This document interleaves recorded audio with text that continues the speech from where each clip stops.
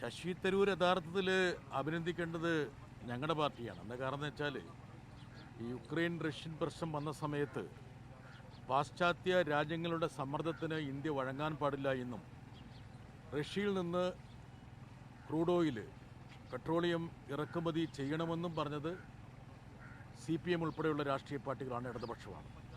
അന്ന് അതിൽ ചില വിയോജിപ്പുകളിൽ ശശി തരൂർ ഉണ്ടായിരുന്നു. ഇന്ന് സ്വാഭാവികമായിട്ടും ഞങ്ങളന്ന് പറഞ്ഞിരുന്നത് ശരിയാണെന്നും നരേന്ദ്രമോദി അപൂർവമായിട്ടാണെങ്കിലും ഞങ്ങളെപ്പോലുള്ള ആൾക്കാർ പറഞ്ഞത് അനുസരിച്ചിട്ടോ അല്ലെങ്കിൽ കേട്ടിട്ടോ റഷ്യയുമായിട്ടുള്ള ഊഷ്മളമായ ബന്ധം മുന്നോട്ട് കൊണ്ടുപോയി. അതിൻ്റെ ഗുണവും രാജ്യത്തിനുണ്ടായി. എന്താ കാരണം വെച്ചാൽ രാജ്യത്തിൻ്റെ പെട്രോളിയം ഇറക്കുമതിയിൽ 40% ഒരു ഘട്ടത്തിൽ റഷ്യയിൽ നിന്നായി. അതേസമയം ശശി തരൂർ എൻ്റെ അടുത്ത സുഹൃത്തും അതുപോലെ തന്നെ ഞങ്ങൾ രണ്ടുപേരും എക്സ്റ്റേണൽ അഫയേഴ്സ് സ്റ്റാൻഡിംഗ് കമ്മിറ്റിയിൽ പ്രവർത്തിക്കുന്ന ആൾക്കാരാണ്.